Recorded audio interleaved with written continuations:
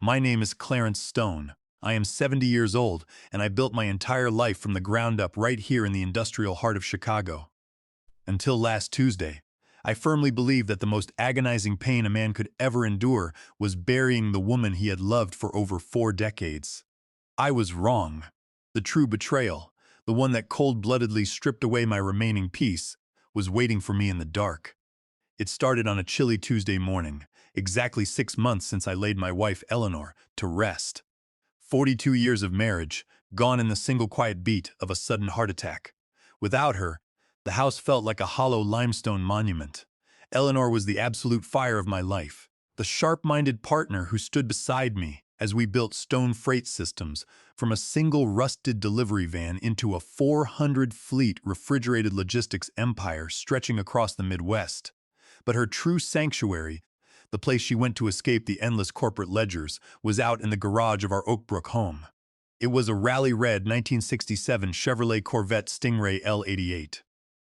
For 25 years, that car was her obsession. She had sourced every single original bolt and hose from vintage collectors across the country, meticulously restoring the machine with her own grease-stained hands. The Corvette was not just fiberglass, steel, and fuel. It was a tangible piece of her brilliant, unyielding soul. Since she passed, my morning routine never changed. I would make a cup of black coffee, walk out to the detached brick garage, and just stand there. I would breathe in the familiar scent of motor oil leather and premium gasoline. It was the only place left on earth where I could still feel her presence beside me. But that Tuesday morning, I opened the heavy side door, took a step forward, and stopped dead. The ceramic coffee mug slipped from my fingers, shattering violently against the concrete. Hot black liquid splashed across my work boots, but my mind did not register the heat. My gaze was locked on the vast, empty space in the center of the bay. The Corvette was gone. The spot where the Rally Red Stingray had sat, resting just the night before, was completely vacant. The only evidence that the car had ever been there was a fresh, dark droplet of transmission fluid glistening on the floor. I felt a sudden, cold panic grip my throat. I rushed to the main garage door mechanism. The locks were intact. I checked the side windows, no broken glass, no signs of forced entry. I ran back into the house and checked the security panel. The system had not recorded a single alarm breach.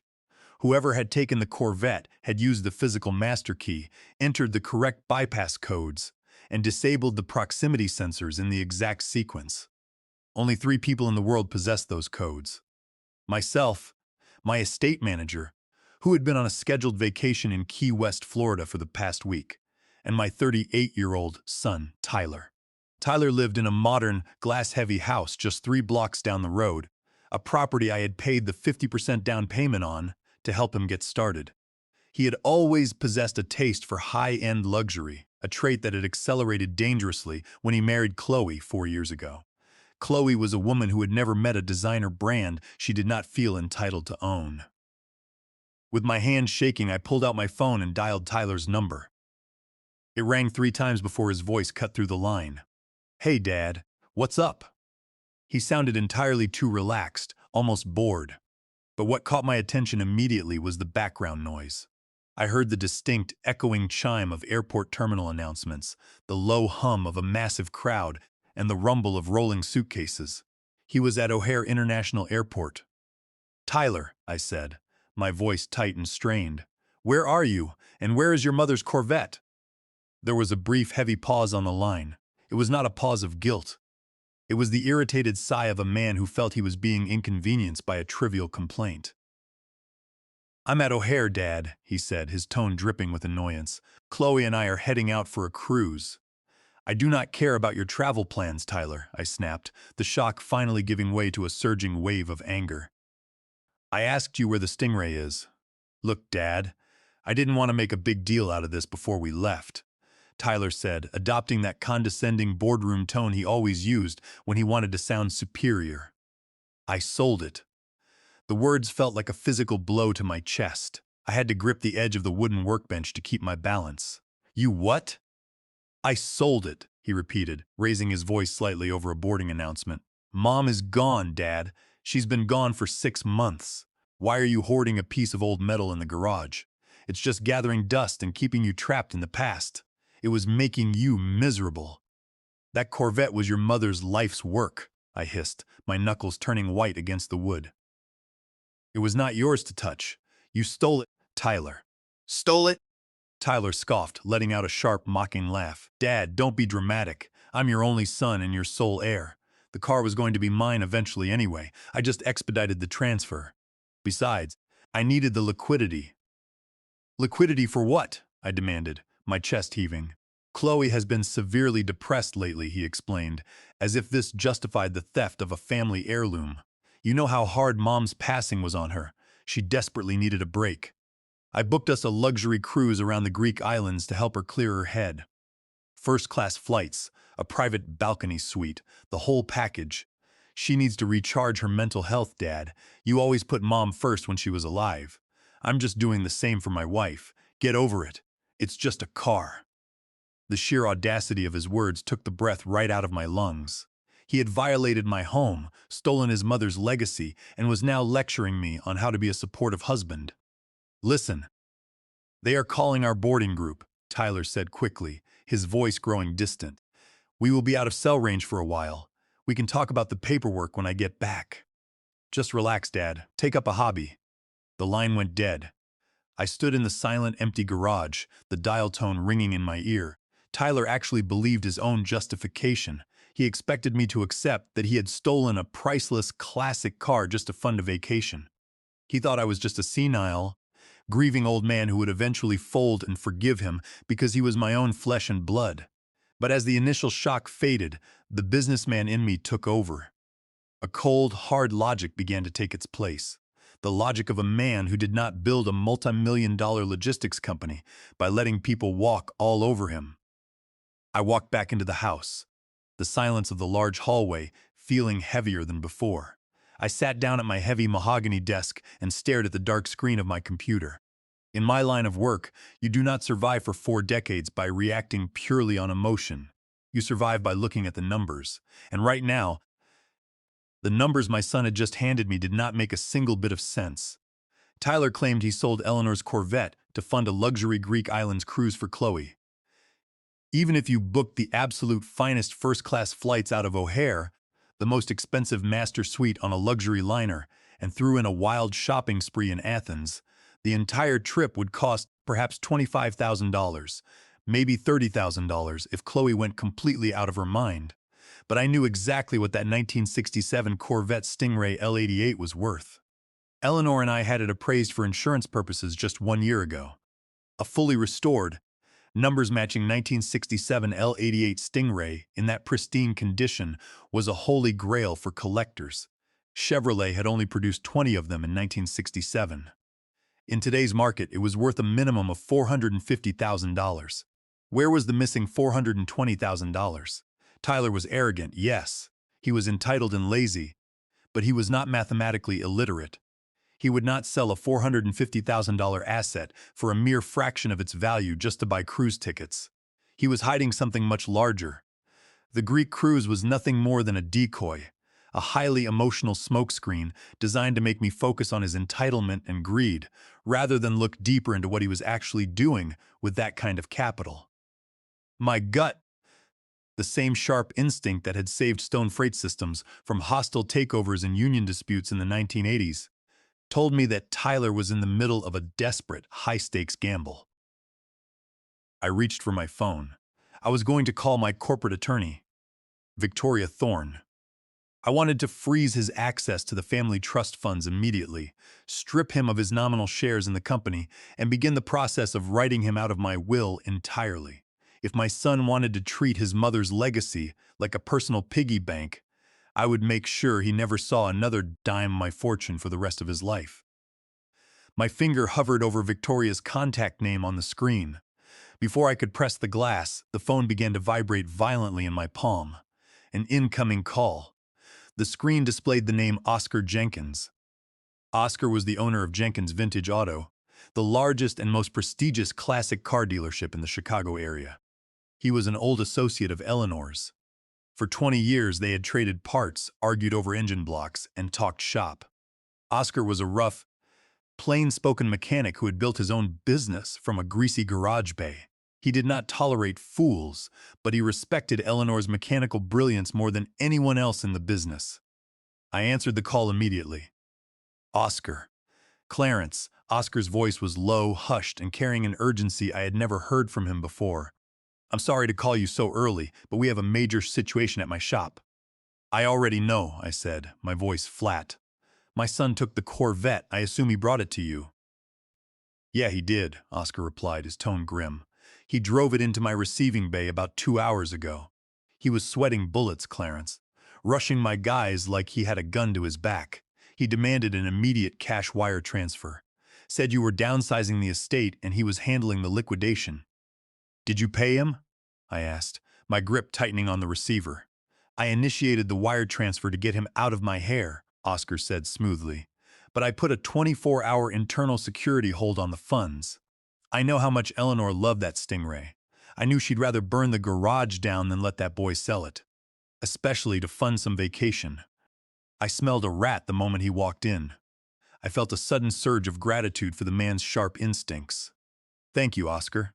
I'll have Victoria file a stolen asset dispute immediately to block the wire permanently. Clarence, wait, Oscar interrupted, his voice dropping to a near whisper. That's not why I'm calling you. Forget the wire transfer for a second. What is it? When he left the car, I had my mechanics do a standard intake inspection, Oscar explained. Eleanor was a perfectionist. You know that. She did all the interior paneling herself. But I noticed the passenger side leather door panel was slightly misaligned, just a fraction of an inch off. It didn't look right. I frowned, leaning forward. Eleanor would never leave a panel misaligned. She'd spend 3 days straight matching the clips. Exactly, Oscar said. So I popped the panel off to reseat the clips myself. Clarence, your son didn't just dump a car here. Eleanor left something hidden deep inside the door cavity. The air in my study seemed to grow cold and very still. What did she leave, Oscar? I don't know what it is entirely, Oscar said carefully, but it's sealed in a fireproof document bag, and it has your name written on it. You need to get down to my warehouse right now, Clarence. You need to see this with your own eyes. I lowered the phone from my ear, staring at the blank mahogany surface of my desk. The call had ended, but Tyler's voice still echoed in the quiet room. Get over it. My own son had violated the sanctity of my home, stolen his mother's masterwork, and brushed it off as if he had merely borrowed a lawnmower. He thought he had me figured out. He saw a tired, grieving 70-year-old widower who would accept his disrespect just to keep the peace. He assumed my silence over the past 6 months was a sign of weakness. He had no idea who he was dealing with. I did not build a fleet of 400 refrigerated trucks by turning the other cheek. When competitors tried to run my drivers off the road in the early days, I broke them. My grief had made me quiet, but it had not made me weak. I stood up, walked out of my study, and headed straight for the garage. I did not call the police. I did not call Tyler back. When you are preparing a counterattack against someone who believes they are smarter than you do not announce your movement with sirens. You move in absolute silence. The drive from my estate in Oak Brook to Oscar Jenkins' classic auto facility on the industrial outskirts of Chicago took exactly 35 minutes. My mind, however, covered decades. I navigated the heavy morning traffic on the interstate in absolute silence, refusing to even turn on the radio. The steady rumble of my pickup truck engine was the only sound accompanying the storm brewing in my chest. I thought about Tyler. I thought about the boy I had raised, a boy who had grown so incredibly soft resting on the velvet cushions of the wealth I had built. He had spent his entire life mistaking my paternal generosity for profound stupidity. Because I had shielded him from the harsh realities of the business world, he truly believed he was the smartest person in any room he entered. And then I thought about Eleanor. Eleanor was not simply a dedicated wife who enjoyed spending her weekends restoring vintage American muscle cars. She was the sharpest, most ruthlessly analytical woman I had ever known. While I was out on the road securing shipping contracts with Midwestern agricultural boards and managing heavy transport fleets, she was the one sitting in the corporate headquarters auditing the ledgers. She had served as the chief financial officer of Stone Freight Systems for 30 solid years. She possessed a mind that operated like an absolute steel trap. She could spot a discrepant entry on a balance sheet from 10 miles away, and her intuition for human deception bordered on the supernatural. She was the financial gatekeeper of our empire. If a woman with her brilliant, calculating mind had taken the time to hide a document package deep inside the structural framework of her most prized worldly possession, it was absolutely not a sentimental keepsake. It was not a tearful farewell note. It was a weapon. It was an insurance policy, and she had placed it where she knew only a true enthusiast or a thief would ever find it. I pulled my truck up to the heavy security gates of Jenkins Vintage Auto. The building was an imposing, unmarked concrete structure surrounded by a high chain-link fence topped with razor wire. High-definition security cameras monitored every square inch of the gravel lot. The massive steel gate rolled open. The moment my front bumper approached the sensor loop, Oscar was already waiting for me just inside the cavernous main receiving bay. He stood next to the pristine rally red Corvette Stingray. Under the harsh, bright fluorescent lights of the warehouse, the deep red paint of the car seemed to gleam like fresh blood. Oscar did not offer a polite greeting. He did not extend his hand for a friendly shake. His weathered face was grim and completely businesslike. He simply tilted his head toward the passenger side of the Corvette. I walked over to the car, my heavy boots echoing sharply against the polished concrete floor. The interior leather panel of the passenger door had been expertly detached and laid carefully on a soft microfiber cloth over a nearby rolling workbench. The inner mechanical workings of the door were fully exposed, revealing the complex window regulators, structural steel braces, and sound-dampening material. Right there, buried deep inside the dark steel cavity of the doorframe, nestled securely behind a thick layer of acoustic soundproofing foam, was a rectangular void where something had been secured with industrial adhesive. Oscar reached into the breast pocket of his work jacket and produced a heavy-duty, fireproof Ziploc document bag. The edges of the bag were lined with industrial waterproof tape. He held it out, and I took it from his hands. The plastic material was thick, textured, and surprisingly heavy. I could see the contents clearly through the translucent exterior. There was a standard black USB flash drive and a neatly folded piece of heavy stock parchment paper. I recognized the paper instantly. It was Eleanor's preferred writing stationery, imported from a small paper mill in New England. My hands, which had remained perfectly steady during hostile union negotiations and vicious corporate buyout threats over the last 40 years, began to tremble. I picked up a utility knife from Oscar's workbench, carefully sliced through the reinforced waterproof tape, and pulled out the folded parchment. I recognized her elegant, sharp, cursive handwriting immediately. The black ink was dark, deliberate, and pressed firmly into the page, but it was the date penned at the very top right corner of the page that caught the breath in my throat. It was dated exactly 14 days before the massive coronary episode that suddenly took her from me. She had sat down and written this letter a mere 2 weeks before she died. I slowly unfolded the heavy paper. The scent of Eleanor's favorite lavender soap, faint but unmistakable, drifted from the fibers. I forced my eyes to focus on the words. "Clarence," the letter began. "If you are reading this, it means I am gone, and it means our son took the bait." I felt a freezing chill radiate from the base of my spine, spreading outward to my fingertips. The quiet of the warehouse seemed to press against my ears. I forced myself to continue reading the steady, meticulous cursive. "You always wanted to believe the best about Tyler," Eleanor had written. "You always wanted to believe that his towering arrogance was just a temporary phase, that Chloe's endless greed was just youthful ignorance that she would eventually outgrow. But I have spent my entire professional life tracking liabilities, Clarence. And our son is the greatest liability this family has ever produced." I stopped reading for a moment, my chest heaving. The raw honesty of her words cut through me. My wife had orchestrated a posthumous loyalty test from beyond the grave, and the boy I had funded and protected had failed it in the most offensive way imaginable. He had not hesitated. He did not mourn. He simply saw his mother's death as an opportunity to cash in a blank check. I swallowed the hard lump in my throat and moved my eyes to the next paragraph on the page. I took a slow, deep breath, letting the cool, oil-scented air of the warehouse settle my racing heart. I adjusted the heavy stock parchment paper in my hands and turned my focus back to Eleanor's sharp, elegant cursive. Every stroke of the pen felt like a voice speaking directly to me from beyond the veil.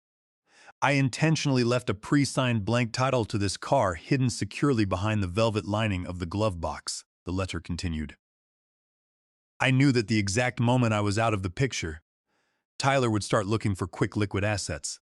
Chloe's appetite for luxury is insatiable, and our son's executive salary at Stone Freight Systems, generous as it is, could never keep up with the demands she places on him. I wanted to test his basic decency, Clarence. I wanted to see if he would respect my memory and preserve the one physical thing I poured my heart into, or if he would sell me out for quick, untraceable cash. I closed my eyes for a brief second. The sting of those words was sharp.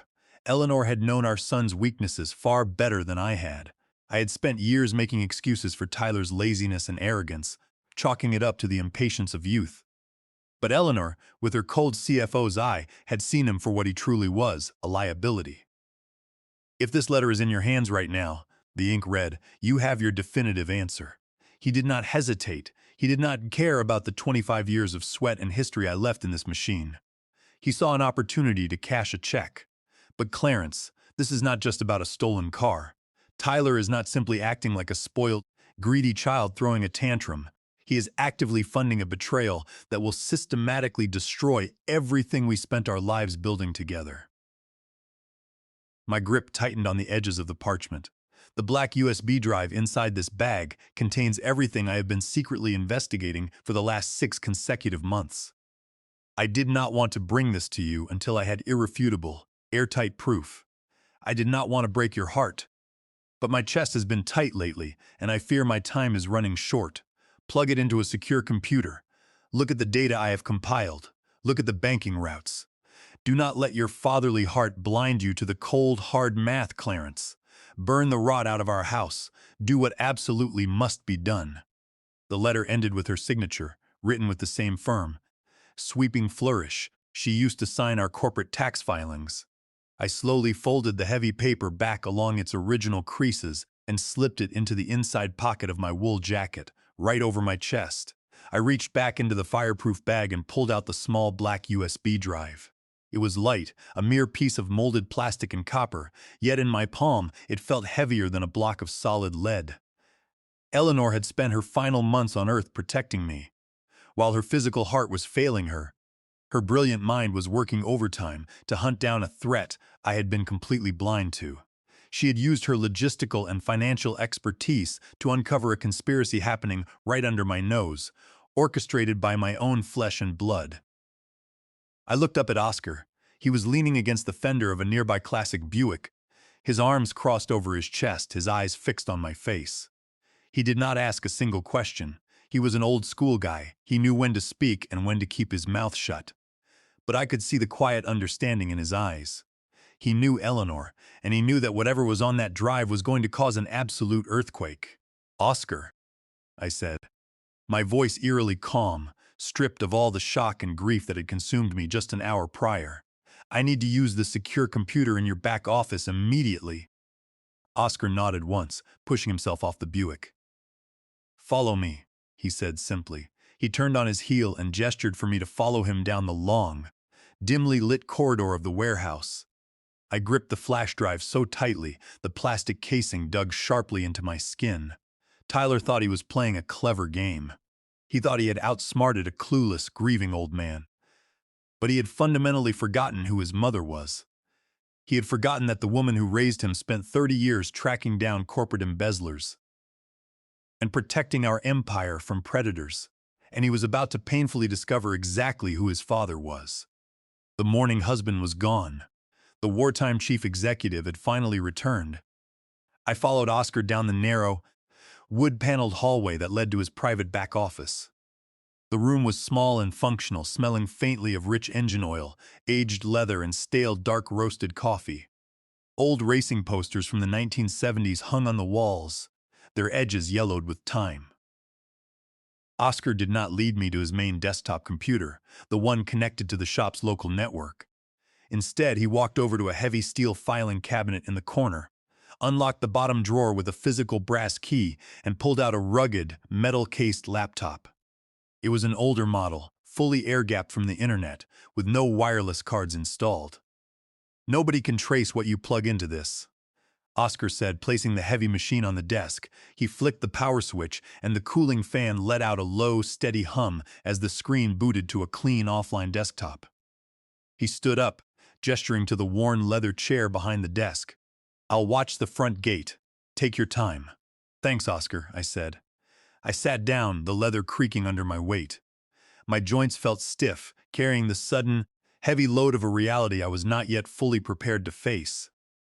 I took a deep, steadying breath, aligned the small black USB flash drive with the port on the side of the metal laptop, and pushed it in. A security prompt immediately flashed in the center of the screen. Eleanor never left anything unprotected. During her 30 years as my chief financial officer, she had designed the complex digital security protocols that safeguarded our entire logistics network from corporate hackers and logistics rivals. The encryption on this drive was military grade, but I knew her mind. I knew the numeric patterns she used when she wanted to keep something absolutely secure from the world, yet accessible to me in an emergency. I leaned forward and typed in a 10-character alphanumeric sequence. 1986 SF0412.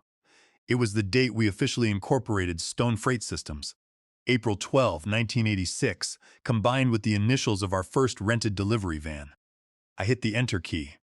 The red lock icon on the screen turned green, and a progress bar loaded in less than 3 seconds. A single master folder appeared on the blank desktop. It was simply titled, Tyler. My hand felt heavy as I positioned the cursor and double-clicked the icon. The folder opened to reveal a meticulously organized digital archive. Eleanor had spent 6 grueling months building a flawless, airtight case. There were dozens of subfolders, each labeled with offshore bank names, transfer dates, corporate registration numbers, and private communication logs. I clicked on the very first subfolder in the queue. It was marked Travel Detective.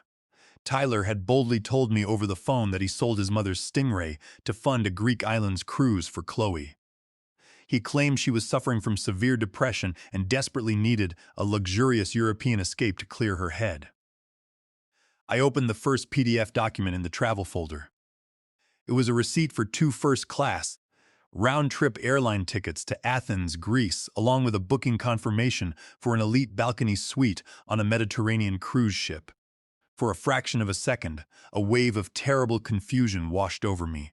Had my son actually been telling the truth? Had I misjudged him? Then I opened the very next document in the sequence. It was a formal cancellation confirmation from the cruise line and the airline. The Athens flights and the Greek cruise reservations had been fully refunded.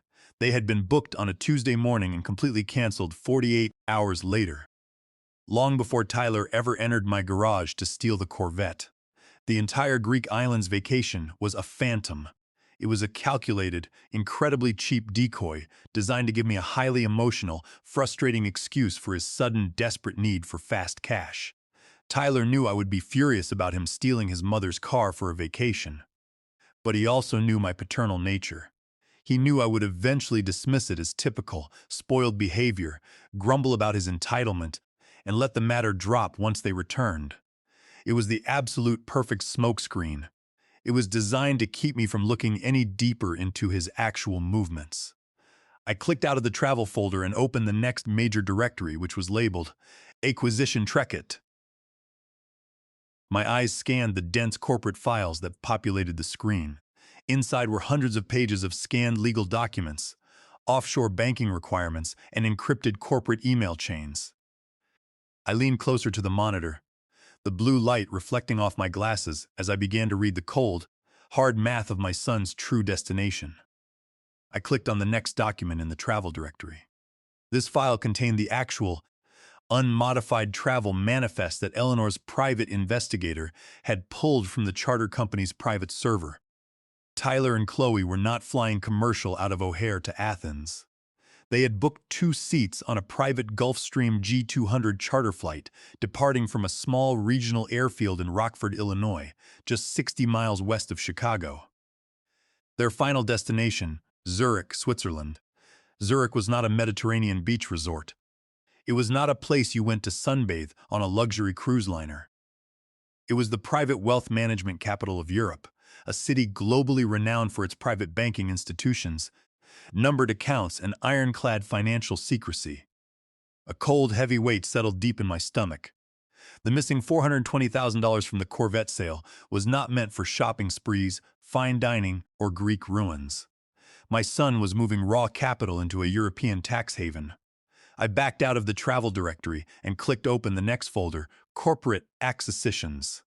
The screen instantly filled with hundreds of pages of scanned legal agreements, offshore banking requirements, and intercepted email chains.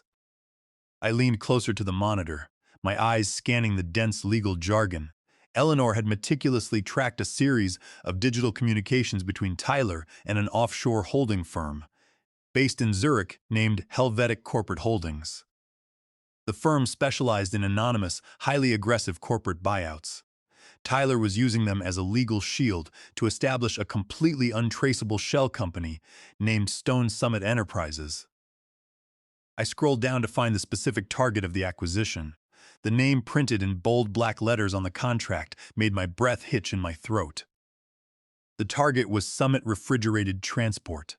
Summit was my single largest and most vicious competitor in the entire Midwest. For the past decade, Stone Freight Systems and Summit Transport had fought bitterly over every major supply chain contract in the region. We controlled the massive grocery supermarket chains. They controlled the highly lucrative pharmaceutical distribution routes. We were currently in the absolute middle of a massive, multi-million-dollar bidding war for a regional agricultural contract that would secure our operational dominance for the next 20 years. I continued reading the files, the pieces of the puzzle snapping together with horrifying clarity.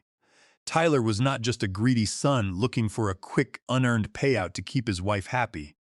He was orchestrating a hostile buyout of my biggest rival. But Summit was a severely struggling company. They had overextended their debt during the pandemic, and their fleet of trucks was aging rapidly. They needed a massive, immediate influx of capital to restructure their loans and stay competitive against my company. Helvetic Corporate Holdings required a substantial, completely untraceable earnest money deposit to initiate the blind acquisition process and lock in the purchasing rights on behalf of the shell company. I opened the final financial attachment in the folder. It was the formal escrow demand from the Swiss holding firm. The required initial cash deposit to trigger the Summit buyout was exactly $350,000, the exact market value of Eleanor's fully restored Corvette Stingray. I sat back in the heavy leather chair, the cool blue light of the laptop screen illuminating the sudden, profound darkness of my new reality. The sheer scale of the betrayal was absolutely breathtaking. Tyler was not just stealing a classic car, he was actively plotting to steal my entire life's work. As a trusted executive within Stone Freight Systems, Tyler had unrestricted, daily access to our most sensitive corporate data. He knew our exact operating profit margins. He knew the maintenance and fuel costs of our refrigerated fleets. He knew the specific pricing algorithms we used to bid on supply chain contracts. He knew every single operational weakness and strategic strength of my company. His plan was brilliantly, sickeningly simple. He would use the cash stolen from his deceased mother to anonymously purchase our struggling rival through a Swiss shell company. Then, operating entirely from the shadows, he would use his insider knowledge of my company's pricing structures to systematically undercut every single one of our active corporate bids. He would bleed my empire completely dry, transferring all of my hard-earned regional contracts directly over to Summit. He would bankrupt his own father, watching me slowly lose the company I built from nothing, all while he secretly reaped the massive, untaxed profits from offshore. And he needed the quick cash from the Corvette to serve as the immediate down payment because his personal funds were completely tied up in his wife's lavish, uncompromising lifestyle. He had literally stolen his mother's legacy to finance the ultimate assassination of his father's empire. I looked over at the doorway. Oscar was standing there, leaning quietly against the frame, his arms crossed over his chest, watching my face. He did not ask a single question. He simply waited in the silence for me to process the absolute devastation. For a long time, I did not say a single word. I simply sat in the quiet office, staring at the illuminated screen of the air-gapped laptop. The grief that had weighed me down for the past 6 months, the heavy, suffocating sorrow of losing Eleanor, began to evaporate. It was burned away entirely by a rising, white-hot fury. Tyler had looked me in the eye and told me to get over it. He had played on my grief. He had used Chloe's supposed depression as a weapon against my sympathy. He had turned the memory of his mother into a stepping stone for his own corporate treason. He thought I was a tired, grieving old man who would simply sit in his empty garage and weep over a missing car. He thought my profound silence was a total surrender. I reached forward and safely ejected the flash drive. I pulled it from the port and closed the heavy laptop with a quiet, definitive snap. I slipped the drive securely into my jacket pocket right next to Eleanor's final handwritten letter. My wife had spent her last days on Earth, arming me for a brutal war I did not even know I was fighting. She had handed me the exact weapon I needed to defend the empire we had built together. Tyler wanted a corporate war. He wanted to play the role of a ruthless offshore raider.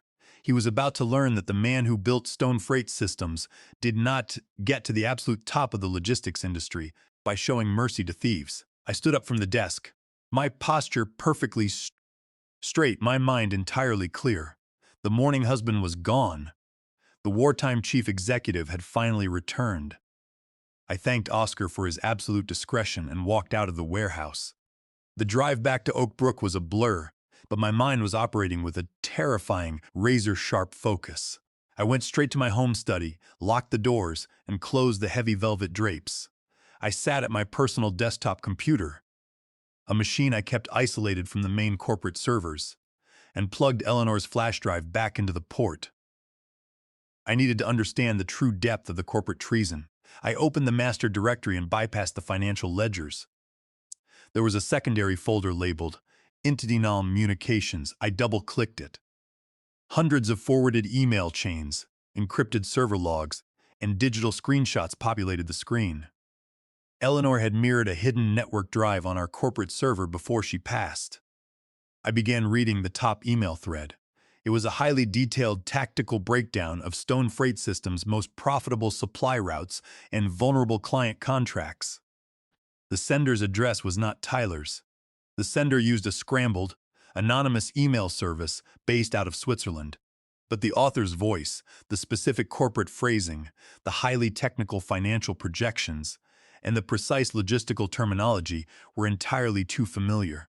I scrolled down to the bottom of the chain where Eleanor had attached an IP address trace. She had tracked the anonymous email account directly to a specific physical terminal inside my own corporate headquarters in downtown Chicago. Terminal 4. My breath hitched in my throat. That terminal belonged to Wesley Cooper. Wesley was our chief financial officer. I had personally hired him 6 years ago, plucking him from a failing regional transport firm because I saw a hungry, driven young executive who reminded me of my younger self. I mentored him, paid him an exorbitant salary, trusted him with the keys to my empire, and even introduced him to my social circles. And here he was, actively engineering the systematic destruction of my life's work. As I read through the emails between Wesley and the Swiss holding company, the true, sickening architecture of the hostile takeover became clear. Tyler was not the mastermind. My son, despite his expensive Ivy League business degree and his towering arrogance, simply did not possess the intellectual capacity or the discipline to orchestrate a shadow acquisition of a major competitor. Tyler was nothing more than a useful idiot. He was the necessary bloodline connection required to access the massive amounts of capital needed to fund the initial escrow deposit without triggering external audits. Wesley had been feeding Tyler the narrative that they were going to team up, buy Summit Transport in secret, and rule the Midwestern logistics market together. Wesley provided the blueprints, the data, and the legal structures. Tyler provided the stolen cash. But the deeper I dug into the communication files, the darker the conspiracy became. There was a third folder, separated from the corporate data and financial spreadsheets. Eleanor had simply labeled it with a single name, Chloe. My hand hesitated over the mouse. My gut twisted with a cold, familiar dread. I clicked the folder open. I clicked into the subfolders of the corporate communications archive, my eyes scanning the dry technical logs of our company's servers. Eleanor had set up an automated silent script that captured every outbound packet of data from Wesley Cooper's executive terminal. The depth of the financial sabotage she had documented was staggering.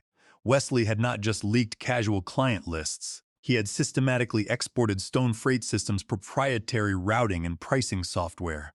In the logistics industry, pricing is everything. We calculate shipping rates based on complex algorithms that factor in fuel costs, driver hours, refrigeration maintenance, and regional toll structures. It had taken us 15 years to perfect our pricing model, allowing us to operate at a lean 12% margin while consistently underbidding our competitors. Wesley had handed that entire model directly to the executives at Summit Transport. But he did not stop there. The files contained a detailed schedule of our upcoming contract renewals. Our single largest contract, the Regional Agricultural Logistics Agreement with the Midwest Growers Cooperative, was up for renewal in exactly 3 weeks.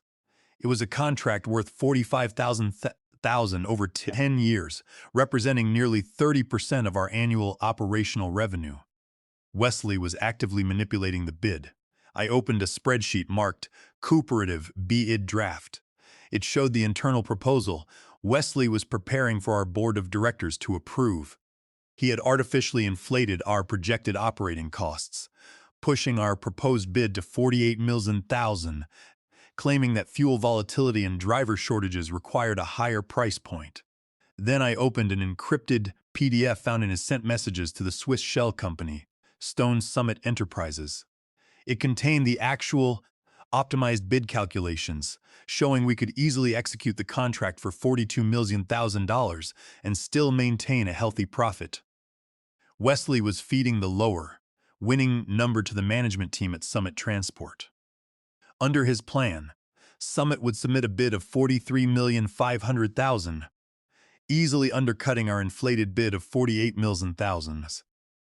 Stone Freight Systems would lose our largest client, causing our company's valuation to plummet overnight. The loss of a $45,000 contract would trigger panic among our minority shareholders, driving our stock price down by an estimated 40%. At that exact moment, the Swiss shell company, funded by the $350,000 stolen from Eleanor's Corvette, would step in. They would initiate a hostile buyout of Summit Transport first, stabilizing the company with the stolen capital. Then, they would use Summit's newly acquired momentum to launch a predatory takeover bid for Stone Freight Systems itself, purchasing our deflated shares for pennies on the dollar. It was a classic corporate bust-out scheme. Wesley was playing the role of the inside saboteur, destroying the company from within, while Tyler was the silent partner, believing he was going to emerge as the CEO of a newly merged logistics giant. But as I scrolled further down the directory, my eyes caught a folder nested inside the communications drive. It was not labeled with corporate project codes. It did not contain financial models or shipping tariffs. It was simply labeled personal. I double-clicked the icon. The folder did not contain files related to the corporate takeover. Instead, the screen filled with photographs, private investigator logs, and text message transcripts. The first image that rendered on my monitor was a high-resolution photograph taken through the window of a luxury restaurant in downtown Chicago. It was dated 18 months ago. The two people sitting at the corner table, their heads bent close together in intimate conversation, were my daughter-in-law, Chloe, and my chief financial officer, Wesley Cooper. I felt a sudden, cold dread tighten around my chest. I clicked on the next file in the folder. I clicked through the photographic files in the directory. The screen filled with images that stripped away any remaining illusions about my family. There were photos of Chloe and Wesley entering a luxury boutique hotel in downtown Chicago. their arms wrapped around each other. Another batch of photos showed them at a secluded lake house in Wisconsin, kissing on the dock.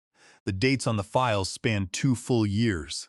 Many of the getaways had occurred on weekends when Tyler was out of town on corporate business trips that Wesley, as our CFO, had personally authorized and scheduled.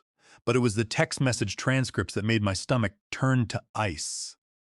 Eleanor had managed to obtain complete backups of their encrypted messaging logs. I opened the transcripts, scrolling through the conversations between my daughter-in-law and my CFO. Their exchanges were not merely romantic. They were calculated, venomous, and dripping with absolute contempt for my son. In one thread, dated 8 months ago, Chloe wrote, "Tyler is talking about asking his dad for a seat on the board again. He's so pathetic. He actually thinks he's running things." Wesley replied, "Let him play his little games. The more frustrated he gets, the easier he is to steer. Tell him tonight that his father will never hand over the keys. Tell him he needs to make his own move if he ever wants to be respected." In another exchange, Wesley wrote, "I've laid the groundwork for the Summit buyout. I told Tyler we can merge the companies and push the old man out. He's practically drooling. He's already asking how we can raise the initial $350,000 earnest money without his dad noticing." Chloe's response was immediate. "He's already looking at the Corvette in his dad's garage. He thinks he can find the title. I'll make sure he goes through with it. I'll tell him I'm too depressed to stay in Chicago and that we need a vacation. He'll do anything to keep me happy. He's a fool." Wesley replied, "Perfect. Once he signs the Swiss shell company documents and wires the cash, he's legally tied to the fraud. He'll be the sole managing partner on paper. If anything goes south, the federal prosecutors will look directly at his signature. We'll be completely clean." I sat rigidly in my chair, the green text bubbles on the screen reflecting off my face. The manipulation was absolute. Chloe was not a passive partner in my son's greed. She was the driving force, guided by the hand of my CFO. She whispered poison in Tyler's ear every single night, feeding his deep-seated insecurities and his desperate, burning desire to finally step out of my shadow. She pushed him, prodded him, and played on his ego until he was entirely convinced that stealing his mother's classic car was not a crime, but a bold, visionary business move that would prove his worth to the world. And Wesley had stood beside me in the office every day, offering advice, reviewing ledgers, and smiling to my face while secretly preparing to throw my son to the federal wolves and run off with my daughter-in-law. They laughed at Tyler's gullibility. They mocked his desperate need to buy Chloe's affection with expensive jewelry and luxury houses. They openly discussed how easy it was to use his own greed to destroy him. The betrayal was staggering. A wife plotting to ruin her husband, an executive plotting to bankrupt his mentor, a son betraying his father. All of it's swirling around the empty space in my garage. But Diana had seen it all. She had watched the vipers circling our home, spending her final months gathering the evidence, storing it safely away in the Corvette so I would eventually find it. She had handed me the exact coordinates of their treason. I leaned back in my chair, rubbing my temples. My mind was no longer processing the pain. It was calculating the retaliation. I closed the personal files and clicked on the final spreadsheet in the directory, labeled Post-Acquisition. I wanted to see exactly how they planned to finalize the trap. I opened the spreadsheet marked Post-Acquisition. The grid of numbers on the screen laid out the final, devastating phase of their conspiracy. The mathematical model was clean, precise, and completely devoid of human empathy. It was the work of a highly competent CFO, and it detailed exactly how my son was to be executed financially. Under the terms of the offshore shell company Stone Summit Enterprises, Tyler was listed as the sole managing director and the 100% legal owner of the domestic entity. He had signed the incorporation papers using his personal credentials. This meant that on paper, Tyler was the individual making all the executive decisions. He was the one who would be legally responsible for the shell company's actions.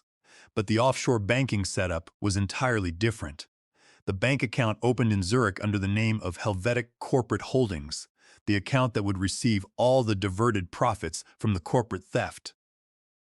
Did not list Tyler's name anywhere. The signature cards and beneficial ownership files listed only two individuals, Wesley Cooper and Chloe Stone, using her maiden name Chloe Vance to avoid triggering immediate search alerts on U.S. databases. The flow of the crime was designed as a one-way street.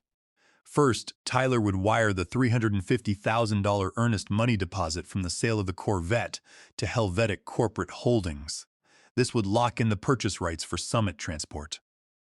Second, Wesley would use his position as CFO of Stone Freight Systems to systematically transfer our premium logistics contracts over to Summit.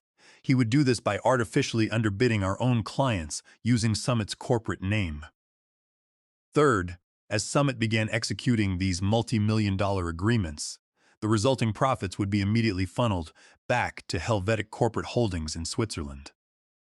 Fourth, Stone Freight Systems, stripped of its largest accounts, would collapse into bankruptcy.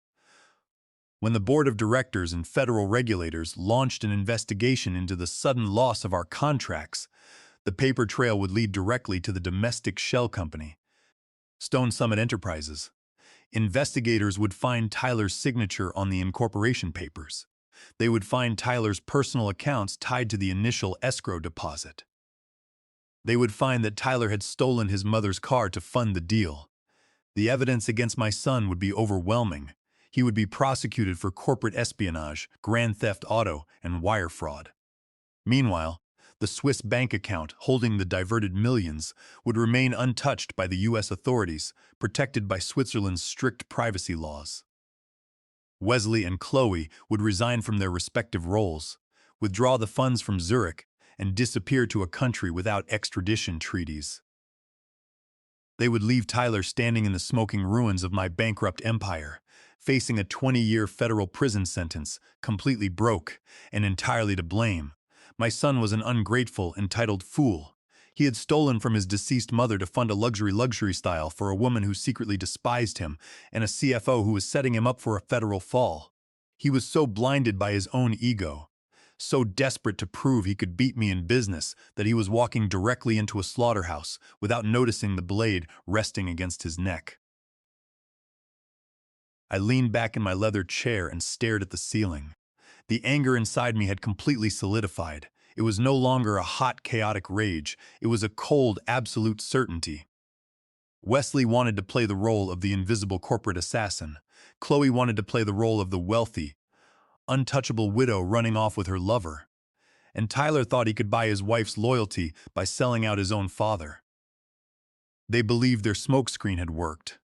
They believed I was sitting in my empty garage, weeping over a missing car, while they quietly executed their masterstroke. I reached forward and pulled the black USB flash drive from my computer. I placed it in my top drawer, right next to Eleanor's final letter. The time for quiet investigation was officially over. It was time to build a cage so incredibly tight that not a single one of them would ever find a way out. I was going to let them think their grand plan was working perfectly. I was going to let them walk right to the edge of their offshore victory. And then, with a single devastating movement, I was going to pull the earth right out from under their feet. I was preparing to dial my corporate attorney, Victoria Thorne, when the sharp digital chime of my cell phone broke the absolute silence of my study. I withdrew my hand from the desk phone and picked up my smartphone.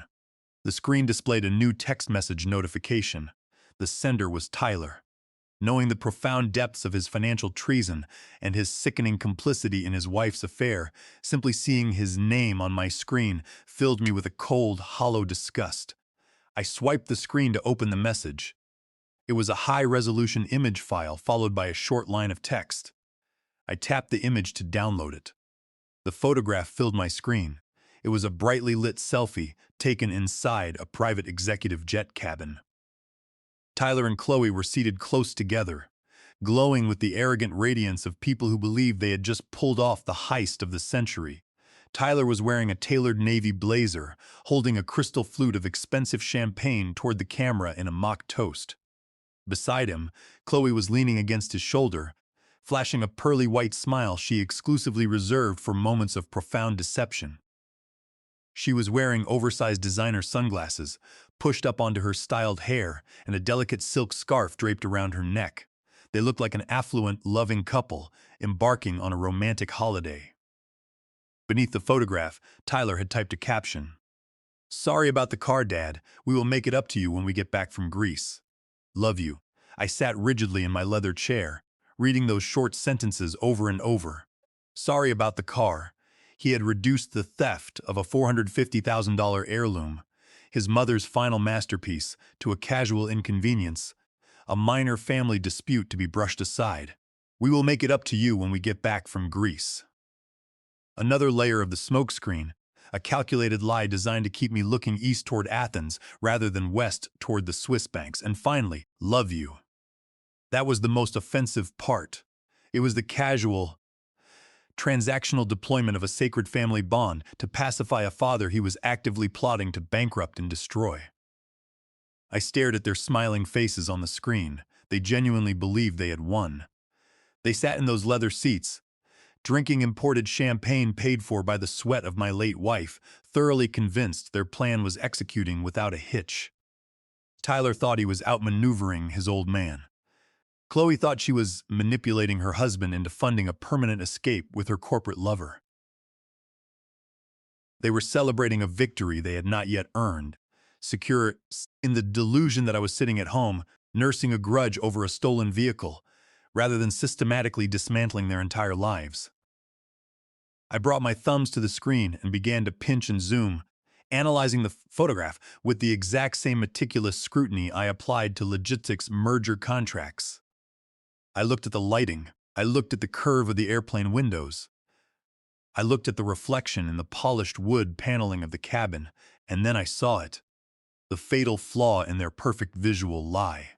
In the reflection of the double-paned cabin window directly behind Chloe's styled hair, the terminal building of the Rockford Regional Airfield was visible. More importantly, the reflection captured the glossy paint of a nearby charter hangar. Mounted on the side of the building was a digital departure flight board, glowing bright red against the gray morning sky. I zoomed in closer, pushing the image resolution to its absolute maximum limit. The text on the digital board was inverted in the glass, but when I flipped the image, the details were crystal clear. It read Flight SR808 Destination Zurich Z. I scrolled slightly to the right, looking at the outer edge of the window frame. Reflected in the polished chrome trim of the cabin was the tail number of the private jet they were currently sitting in. N808CH. I let out a low, humorless laugh that echoed in the empty study, the sheer hubris of it all. They were so incredibly eager to gloat, so desperate to solidify their fake Greek alibi with a triumphant photograph, that they had failed to check their surroundings. They had literally sent me photographic confirmation of their true flight path. The tail number and the digital flight board were the final physical confirmation that verified everything Eleanor had uncovered on her flash drive. They were not flying across the Atlantic to Athens. They were heading straight to Switzerland to finalize the hostile summit acquisition. I lowered the phone and placed it gently on the mahogany surface of my desk. The pieces of the board were now set. I knew exactly where they were going. I knew exactly what they intended to do once they landed. I knew the identities of every traitor involved in the coup. Most men in my position would have reacted with immediate, explosive rage. They would have called the police, dispatched lawyers to the Rockford airfield, or bombarded the Sun with furious phone calls demanding surrender. But I did not build my company by throwing temper tantrums. When you are preparing to annihilate an enemy who believes they are smarter than you, the worst thing you can do is alert them to the fact that you are holding a loaded weapon. If I confronted Tyler now, he would panic. He would call Wesley, and they would immediately scramble to cover their digital tracks, hide the documents, and deny everything. They would drag my company into a messy legal battle that could damage our regional reputation and spook our clients. No, I needed them to feel completely safe.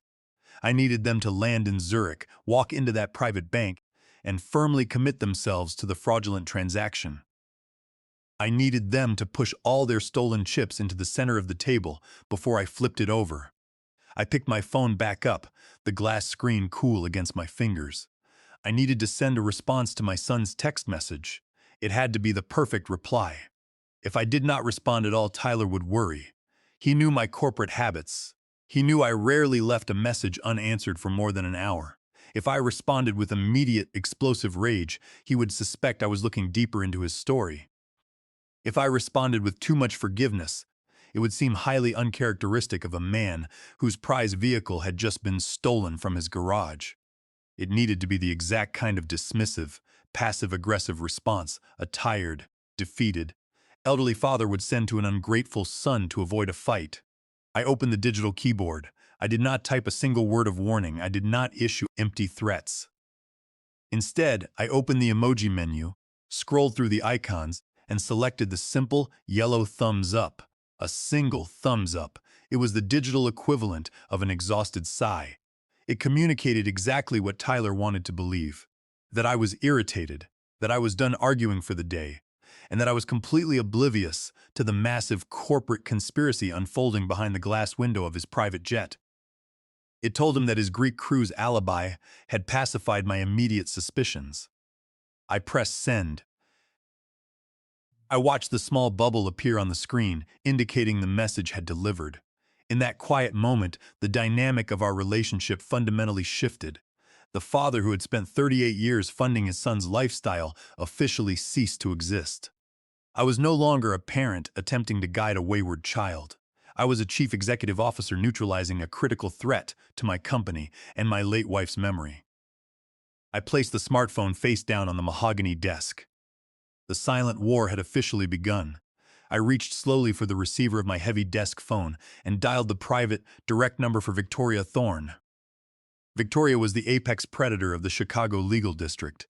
For 15 solid years, she had served as primary counsel for Stone Freight Systems, defending my logistics empire from hostile competitors, corrupt labor unions, and opportunistic class action lawsuits. She possessed a mind as sharp as a diamond blade, and she never asked unnecessary questions when given a direct command. The line rang exactly twice before her crisp, professional voice cut through the quiet of my study. "Clarence," she said smoothly, "I assume this is not a social call." I kept my voice entirely devoid of emotion, letting the cold corporate precision take over. "Victoria," I said flatly, "I need you to initiate a total operational lockdown tonight." I heard the faint rustle of paper on her end as she sat up in her chair. She immediately recognized the tonal shift. The grieving, quiet widower she had dealt with for the past 6 months had vanished. The wartime executive had returned. "Tell me exactly what you need, Clarence," she replied, her pen ready. I leaned back, staring out the window at the manicured lawns of my estate. "First, I want you to freeze all of Tyler's and Chloe's access to the family trust accounts, every single one of them. Complete withdrawal blocks, effective immediately." There was a brief pause on the line. Victoria was a lawyer. She understood the immediate real-world consequences of such a move. "That is a drastic maneuver, Clarence. If I freeze those trust accounts tonight, their personal credit cards will decline instantly. Their automated mortgage payments on the modern house will bounce. They will be locked out of their primary liquid assets before sunrise."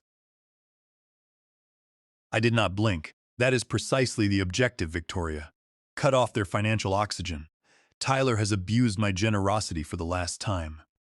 I want them stranded in Switzerland with whatever loose cash they happen to have in their pockets when they land." I heard the rapid, rhythmic click of Victoria typing on her keyboard. "Consider the trust accounts locked," she confirmed. "The compliance team at the Wealth Management Division will have the holds active within the next 20 minutes. What is the next step?" My voice dropped, settling into a grim, unyielding cadence. "Step 2 involves the operational structure of Stone Freight Systems directly," I said. "You are to immediately revoke all of Tyler's corporate signatory powers."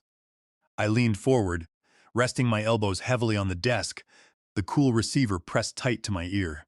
"Yes, Victoria," I said, my voice carrying a quiet authority. "I want Tyler completely cut off from the operations of Stone Freight Systems.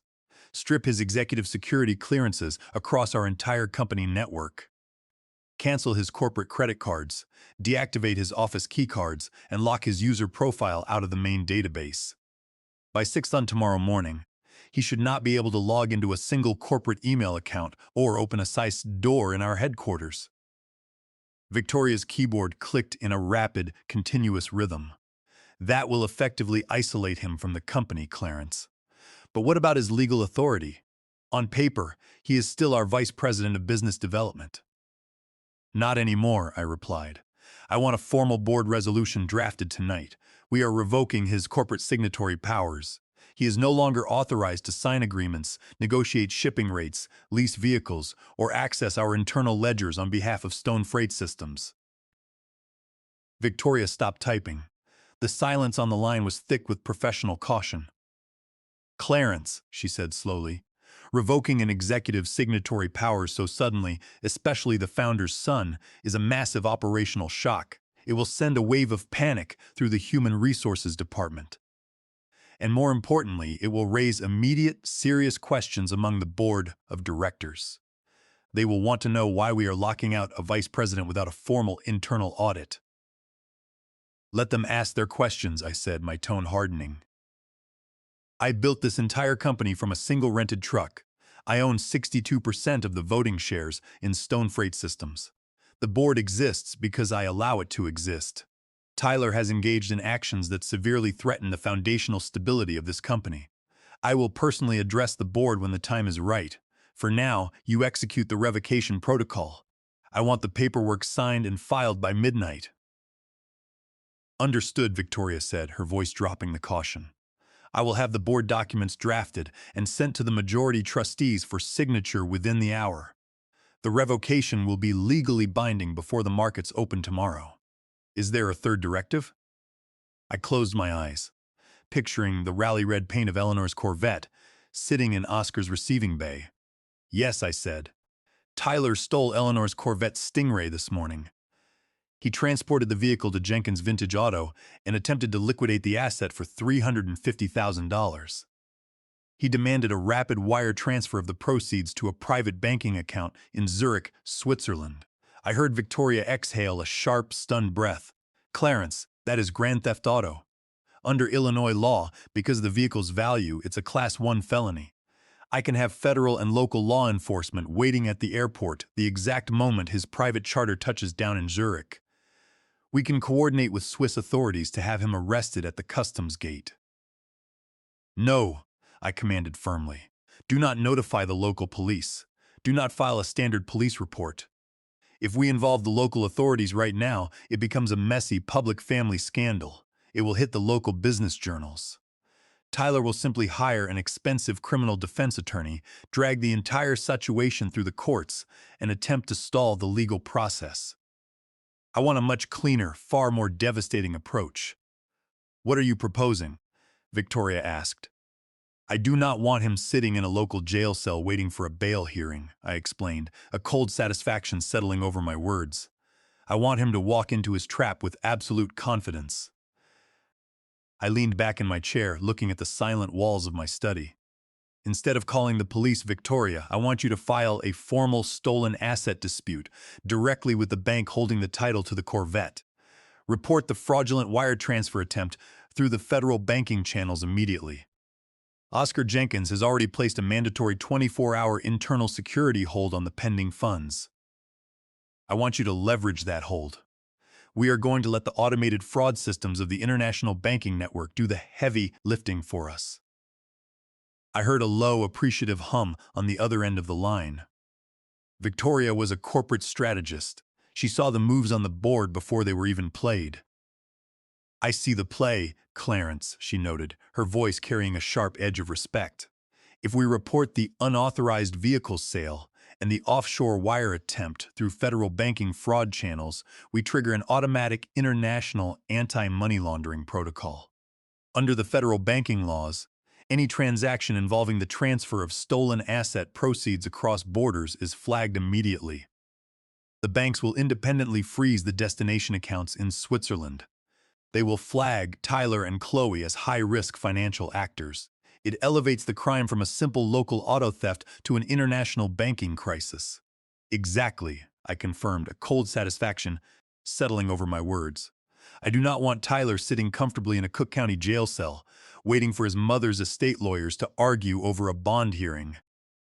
I want him stranded in Zurich, Switzerland. I want him completely locked out of his trust funds, stripped of his corporate identity, and permanently flagged by the international banking system. I want him to experience the exact terrifying moment when he realizes he has absolutely nothing left. I want him to feel the cage lock around him in a foreign country where he has no leverage, no contacts, and no cash.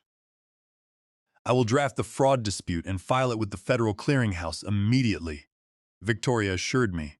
The asset freeze, the corporate clearance revocation, and the international banking fraud alerts will all be fully active before dawn. They will not see any of this coming. That is the entire point, Victoria, I said, looking at the digital clock resting on the corner of my mahogany desk. They think they have outsmarted a grieving widower. They think they are flying toward a luxurious, stolen future. Make sure the financial cage is completely locked before their private jet even touches down on Swiss soil. I ended the phone call and placed the receiver down. The study was perfectly silent. I walked over to the large bay window and looked out over the sprawling grounds of my estate. The moon cast long, pale shadows across the manicured lawns. The wheels of justice I had just set into motion were entirely silent, utterly ruthless, and absolutely unstoppable. Tyler and Chloe had built their entire scheme on the assumption that I would blindly accept their lies to maintain the illusion of a happy family. They had mistaken my paternal patience for weakness. They had mistaken my grief for incompetence. They had vastly underestimated the man who built Stone Freight Systems. The storm was coming, and I was going to watch it wash them away. The following morning arrived with a pale gray light that washed over the massive stone facade of Stone Freight Systems headquarters in downtown Chicago. I drove into the private executive parking garage exactly at 7 klaxing, maintaining my daily routine as if my entire world had not just shifted. Walking through the polished marble lobby, I politely nodded to the security guards. I kept my posture slightly stooped, allowing my shoulders to sag enough to project the image of a deeply tired, sorrowful old man. I rode the private elevator up to the top floor, stepping out into the hushed corridor of the executive suite. As my assistant greeted me with a deeply sympathetic smile, I offered a weak, trembling nod in return, playing the part of the shattered widower to absolute perfection. I walked into my office, closed the heavy oak door, and sat down at my desk. I did not turn on the main overhead lights, leaving the room bathed in dark, dim shadows. I picked up my desk phone and pressed the intercom. "Send Wesley in," I instructed my assistant. Immediately, I sat in the dim shadows of my office, waiting. It did not take long. Less than 5 minutes after my assistant cleared the line, Wesley Cooper stepped confidently into the room. He was a tall man in his early 40s, wearing a tailored charcoal suit that fit him like armor. He carried himself with the sleek, polished charm of a seasoned corporate predator. He was the exact kind of man who would sleep with his boss's daughter-in-law, plot the systematic destruction of his mentor's life's work, and never lose a single second of sleep over it. He walked across the plush carpet, stopping in front of my heavy oak desk. His face immediately twisted into a well-rehearsed mask of deep paternal concern. He looked at the unlit lamps in the room, then down at me, shaking his head with a display of false pity. "Clarence," he said softly, his voice dripping with synthetic empathy, "you look completely exhausted. You really should be at home resting. The company can run itself for a few days. We've got everything under control." I slowly raised my hands, rubbed my eyes, and let out a ragged, trembling sigh. I forced my voice to sound raspy, hollow, and defeated. "I am tired, Wesley," I replied, staring blankly at the clean surface of my desk. "Losing Eleanor has taken a toll on me that I simply cannot calculate. The silence in my house is absolutely deafening. I look at the logs, the trucks, the contracts, and I feel nothing." Wesley nodded solemnly. Placing his hands in his pockets, I could see the tiny, imperceptible tension in his jaw. He was studying me, looking for any sign of suspicion. Seeing none, he relaxed. "I understand, Clarence. We all miss her. But you need to take a step back and let us carry the heavy lifting. That is why you hired me, after all." Yes, I said, slowly raising my head to look directly into the eyes of the man who was actively trying to bankrupt me. That is exactly what I wanted to talk to you about. I have spent the night thinking about the future of stone freight systems. I have spent decades fighting for every single mile, but the fight has completely drained me. I need to step away, Wesley. I need to retreat to my estate and figure out how to live the rest of my years without my wife.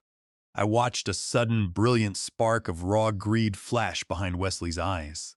It was there for a fraction of a second, before he quickly buried it under another layer of fake professional concern.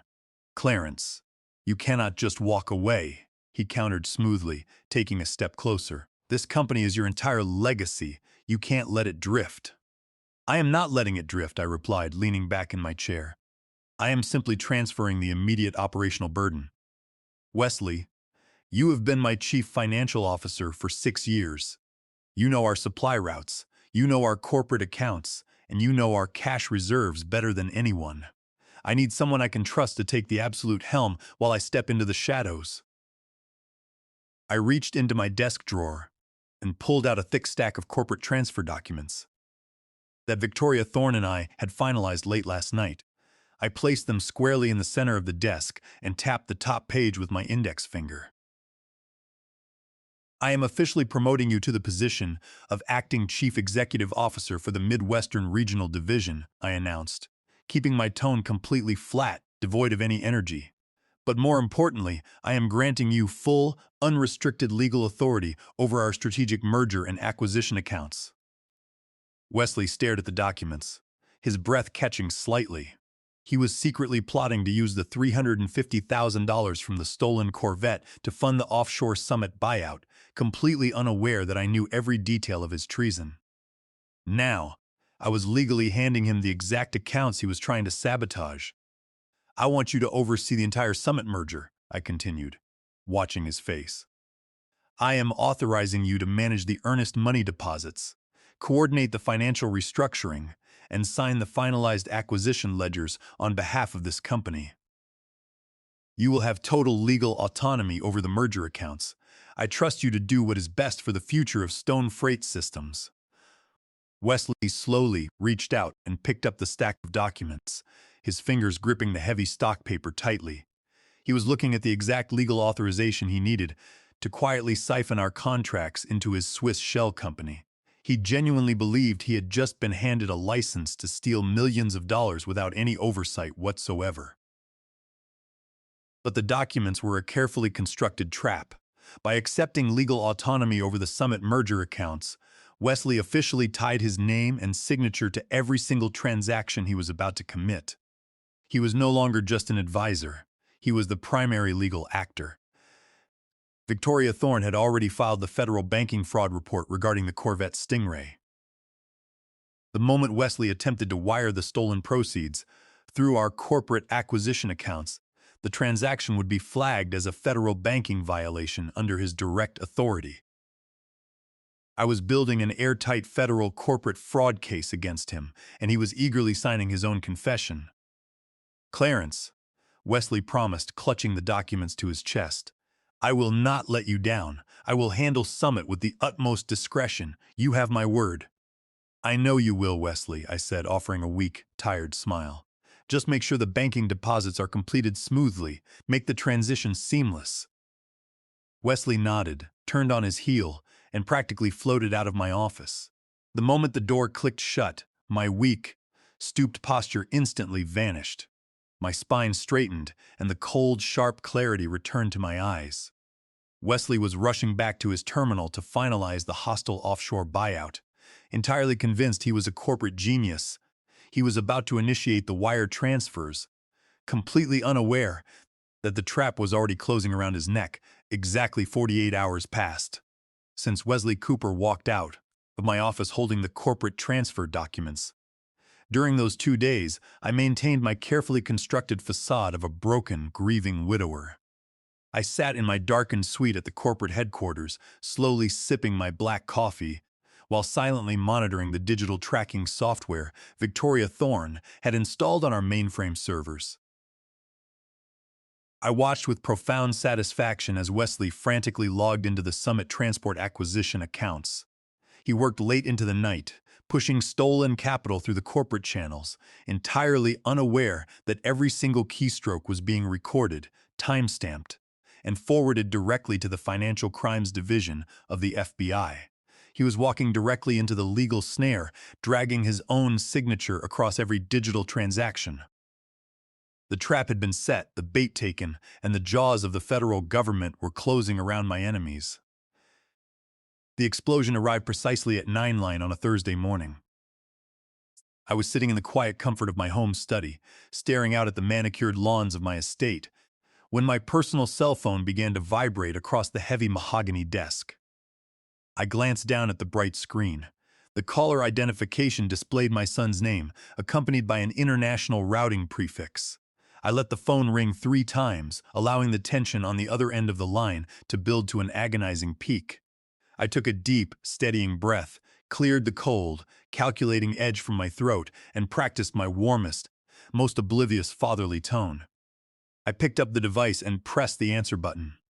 "Tyler," I said, my voice thick with feigned, gentle surprise. "I thought you and Chloe were supposed to be completely unplugged on your romantic holiday. I am surprised you are calling your old man so early in the morning." "Dad," Tyler gasped. His voice was frantic, pitched high with a raw, undeniable panic. He was breathing heavily, the sound of his ragged inhalations clearly audible over the receiver. In the background, I could hear the faint ambient noises of a bustling luxury hotel lobby. I heard the gentle clinking of crystal glasses, the soft murmur of wealthy tourists, and the rhythmic, unmistakable sound of classical harp music drifting through a high-end Swiss resort. "Dad, something is incredibly wrong," Tyler stammered, his voice shaking. "I am standing at the front concierge desk right now, and everything is completely locked. My corporate credit card just declined for the 3rd time.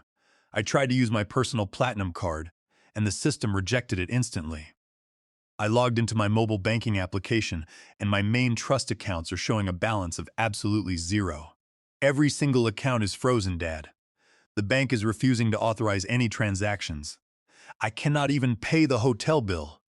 I listened to the sheer terror vibrating in my son's voice, feeling a deep, chilling wave of satisfaction wash over my chest. The financial guillotine Victoria Thorne had engineered had dropped perfectly. Tyler was currently standing in the lavish lobby of a 5-star hotel in Zurich, Switzerland, surrounded by unimaginable wealth, yet completely and schoolboy broke.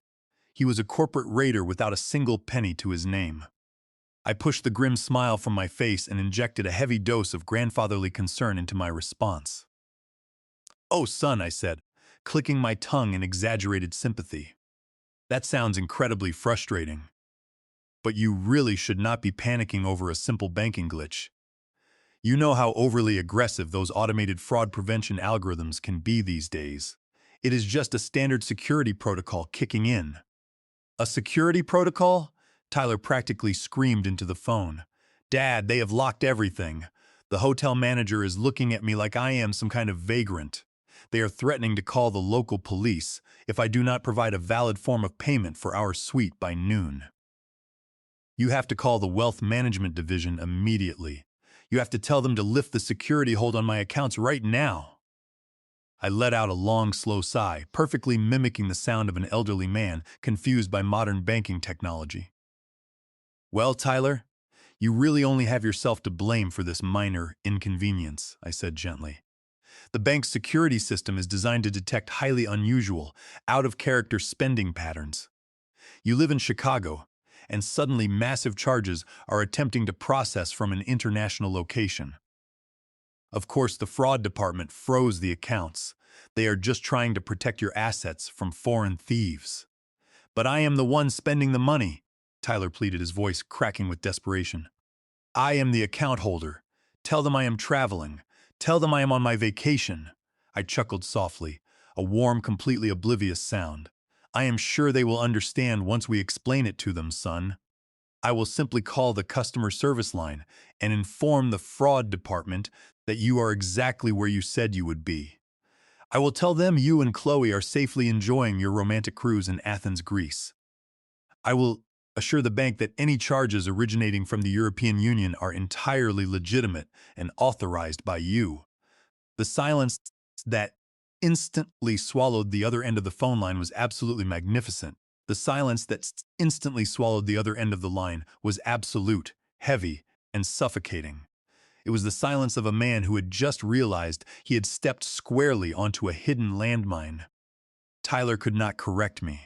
He could not scream into the phone that he was actually standing in a marble hotel lobby in Zurich, Switzerland, attempting to initiate a hostile corporate takeover of my largest competitor. If he admitted his true geographic location, he would completely obliterate the Greek cruise alibi he had so carefully constructed. He would instantly confess to lying about the vacation, the stolen car money, and the true purpose of his trip. He was entirely trapped within the walls of his own deceit. He had to accept the Athens narrative or confess to the corporate treason. "Dad," he finally whispered, his voice trembling with a terrifying dawning realization. "Please, you don't understand. I did not give him the opportunity to formulate another desperate lie." I kept my voice incredibly light, cheerful, and completely oblivious, delivering the final psychological blow with surgical precision. "Do not worry about a single thing, Tyler," I said warmly. "The wealth management division is always difficult to reach on a Thursday morning anyway. And I am actually heading out the door right now for a long, quiet weekend fishing trip up in the northern woods of Wisconsin. Cell phone reception is terrible up there, so I probably will not have any signal until late Sunday night.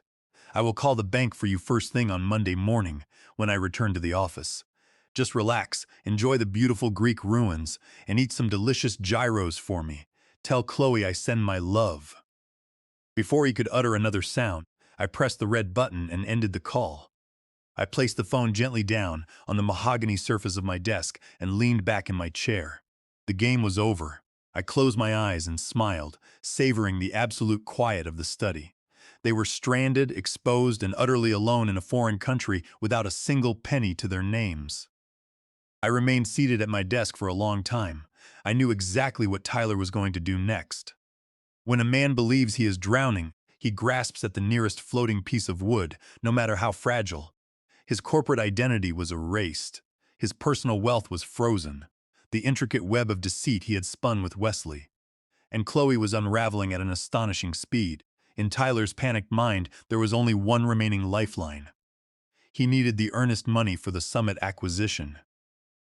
He needed the $350,000 he thought he had successfully extracted from his mother's Corvette Stingray. He needed Oscar Jenkins to release the hold on the wire. I did not have to wait long for confirmation. Exactly 14 minutes after I hung up the phone, my cell phone rang again. The screen displayed Oscar's private line.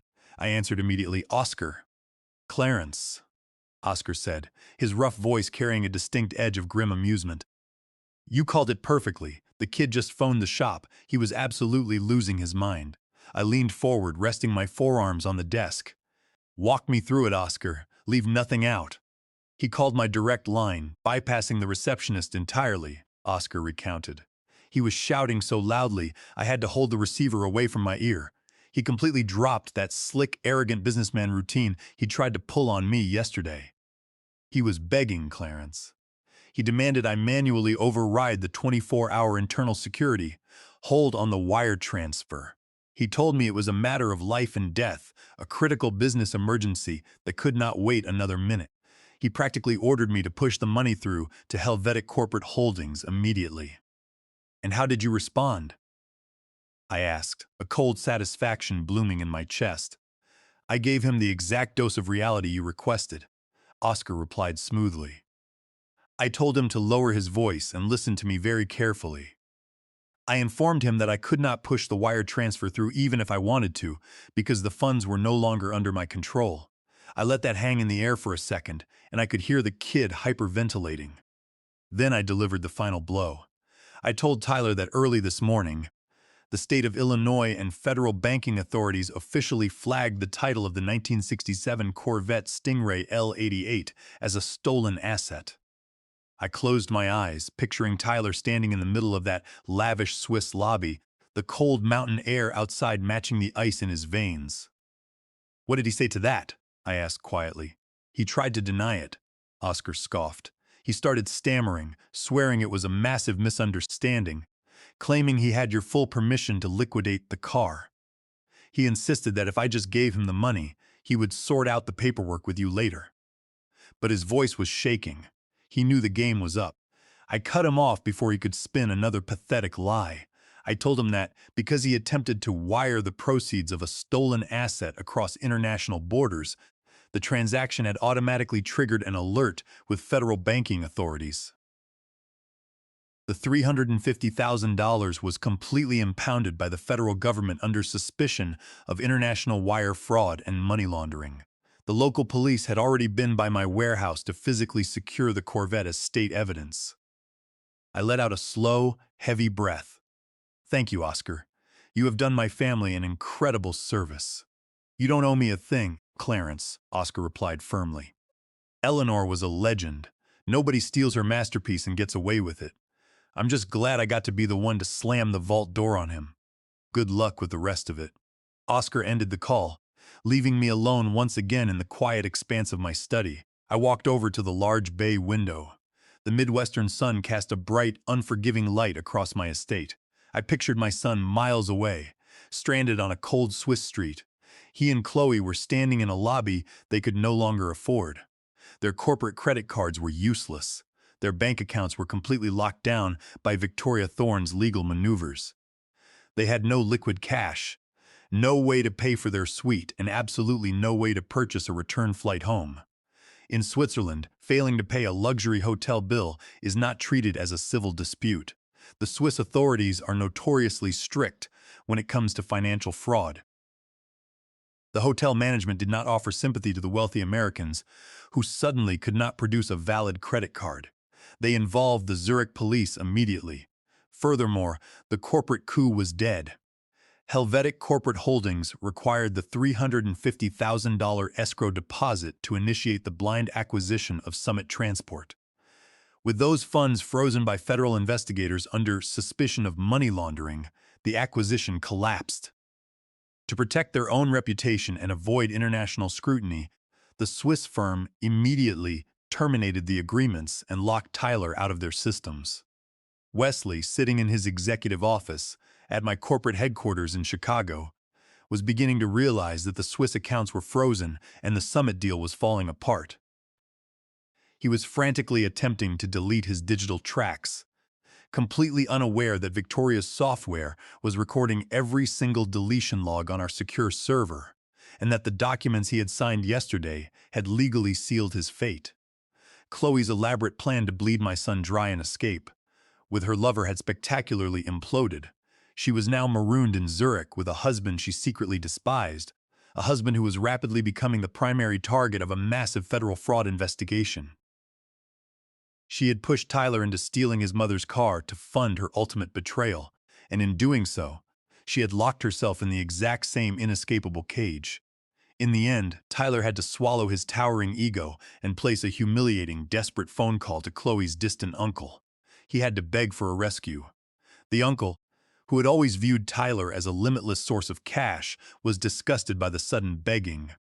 He refused to wire them any money, but he agreed to purchase 2 emergency, non-refundable tickets on a low-cost, budget airline just to get them back to Chicago.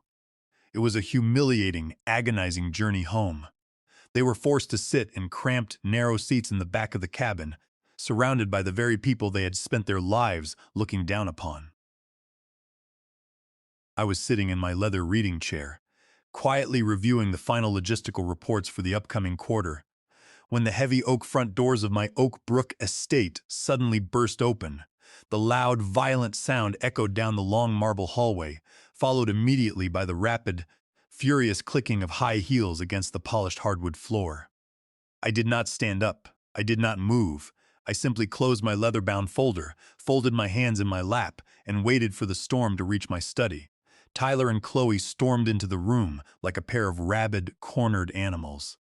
The visual contrast between the glowing, triumphant couple in the private jet selfie and the 2 exhausted, disheveled individuals standing before me was absolutely staggering.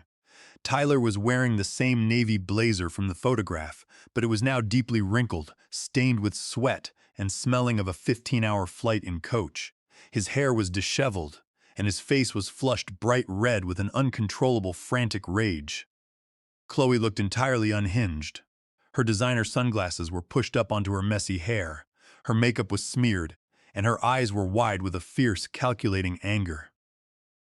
Tyler slammed his hands down on the surface of my mahogany desk, leaning forward until his face was inches from mine. "Do you have any idea what you have done?" he screamed, his voice cracking with exhaustion and fury. "Do you have any comprehension of the absolute nightmare we just survived? We were thrown out of our hotel, Dad. We were treated like common criminals by the Swiss police. My cards were completely useless. The bank treated me like a suspect, and you did absolutely nothing to fix it. You promised me you would call the fraud department on Monday morning, but the customer service reps told me no one from your office ever authorized a security release. We had to beg Chloe's uncle to buy us budget tickets just to escape that country. You completely humiliated us." I sat perfectly still, absorbing the sheer breathtaking audacity of her words. Chloe was shrieking about a ruined healing retreat to Greece, completely unaware that I had a high-resolution copy of the flight manifest proving they had landed in Zurich. She was weaponizing her fabricated depression, demanding apologies and financial compensation from the man she was actively attempting to bankrupt. She stood there demanding respect, while the digital transcripts of her romantic affair with Wesley Cooper sat securely on the flash drive in my pocket. "This is your fault, Clarence," Chloe shrieked, her voice echoing shrilly off the wood-paneled walls. "We went to Greece because my mental health was deteriorating. I was suffering. Tyler was simply trying to save his wife by selling that old car. He loves me. But your absolute banking incompetence ruined everything. Because of your senility, my healing retreat turned into a psychological trauma. You owe us an apology, and you owe us compensation for the emotional damage." Tyler nodded in agreement, his voice dropping an octave, trying to sound commanding.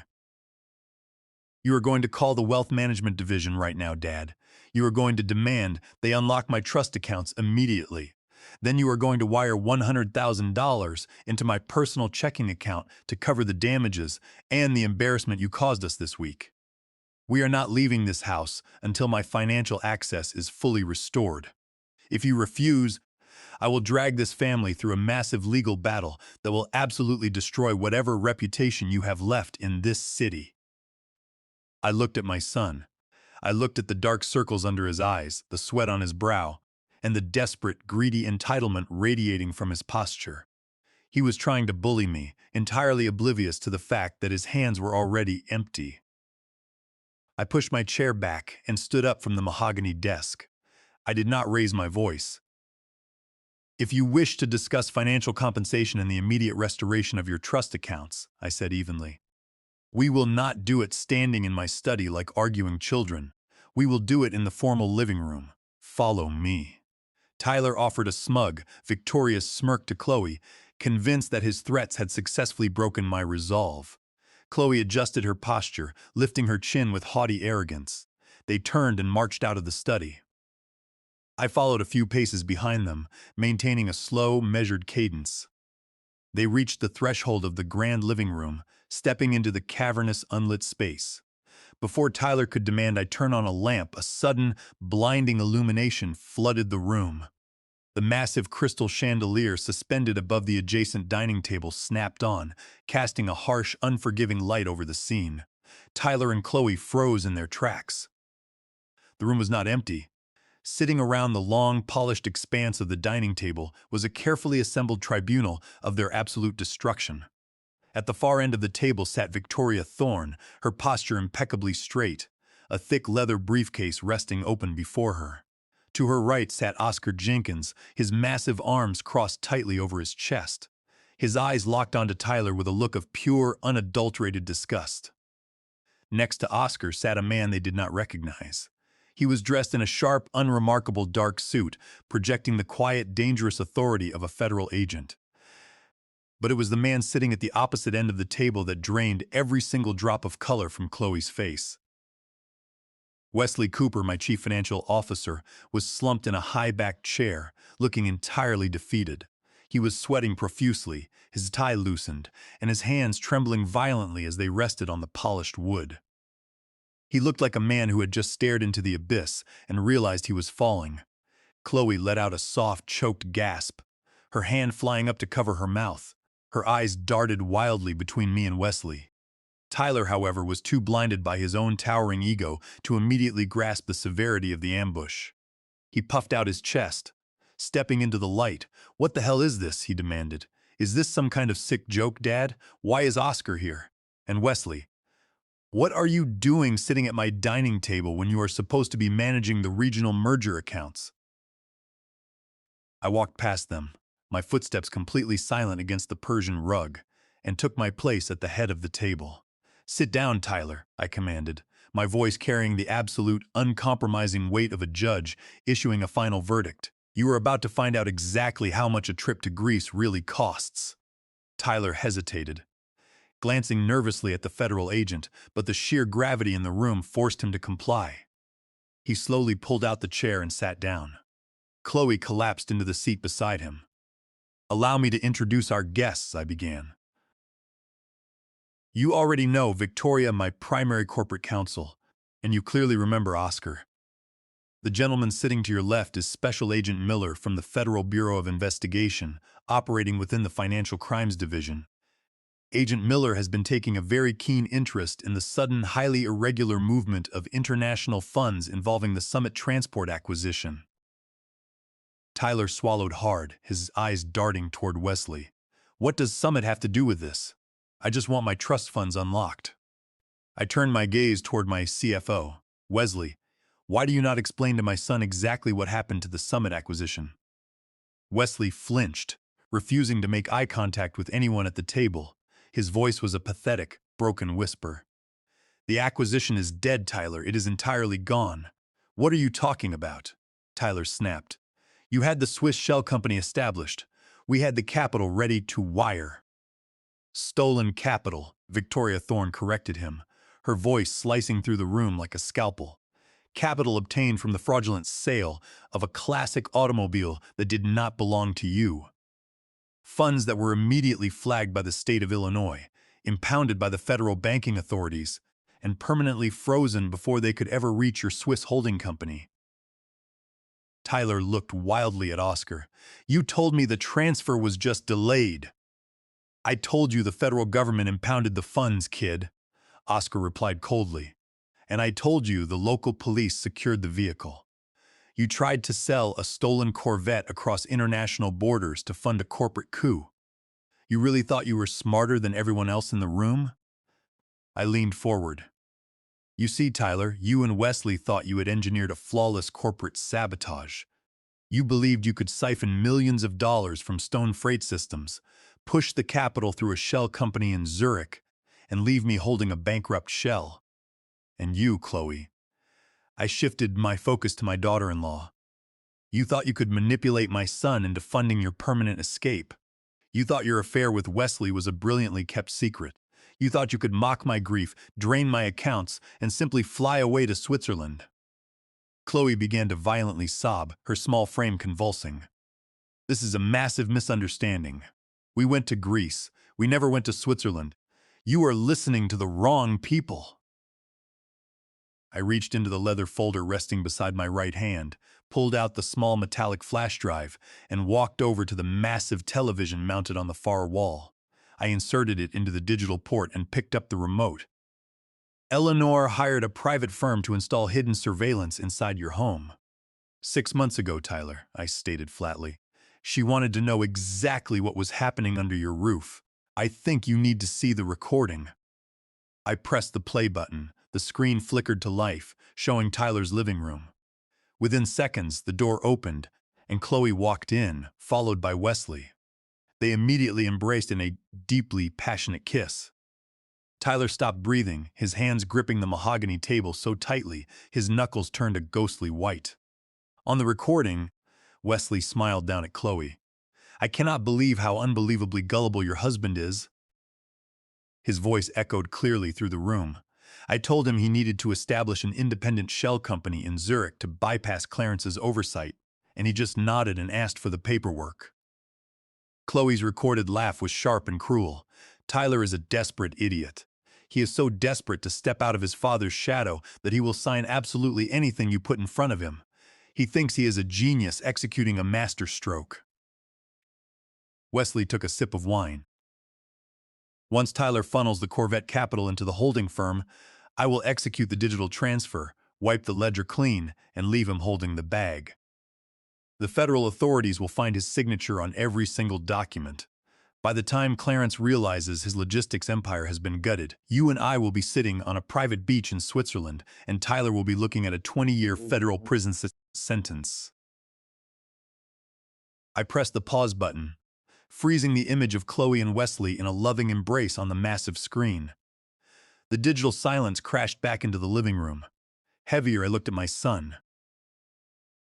Tyler was completely destroyed. Tyler stared at the frozen image on the screen, his breathing ragged and hollow. The betrayal was absolute, the humiliation profound. In a fraction of a second, the shock contorted into blinding, uncontrollable rage. He lunged across the dining table, sending his chair crashing onto the polished floor. He threw his body weight over the mahogany surface, yanking Wesley Cooper by the collar of his tailored suit. Before Wesley could defend himself, Tyler delivered a devastating punch directly to his face. The sound of bone colliding echoed with a sickening crack. Wesley let out a sharp cry of pain, tumbling out of his chair and crashing onto the rug, with Tyler landing heavily on top of him. Fists rained down in a flurry of blind strikes as Tyler screamed incoherently, his voice raw. Chloe shrieked, scrambling away from the violence and pressing her back flat against the wall, terrified the rage would turn toward her. Special Agent Miller moved with terrifying efficiency. He bypassed the table, reached the scuffle on the floor, and hauled Tyler off Wesley with a single powerful motion. Tyler flailed blindly, throwing a wild punch, but Agent Miller effortlessly deflected the strike, stepped into his guard, and executed a flawless tactical sweep. Tyler hit the floor hard, the breath rushing out of his lungs. Miller pinned him face down on the carpet, his knee firmly between Tyler's shoulder blades, and twisted his right arm sharply upward. "Stay exactly where you are," Miller commanded, his voice projecting absolute authority. "If you struggle, I will add assaulting a federal officer to your charges." Tyler stopped thrashing. He lay pinned against the floor, tears of defeat streaming down his face and soaking into the rug.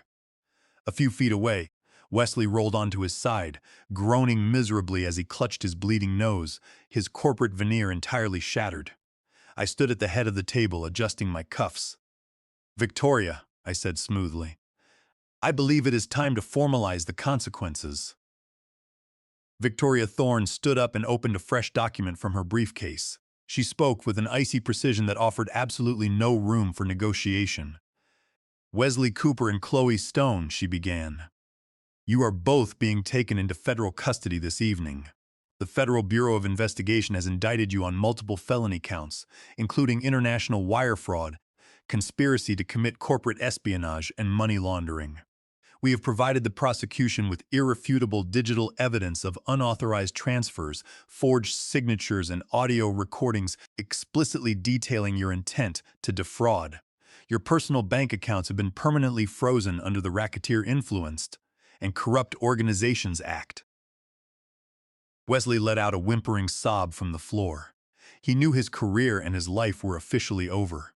Chloe slid slowly down the wall, pulling her knees to her chest as she stared blankly at the floor.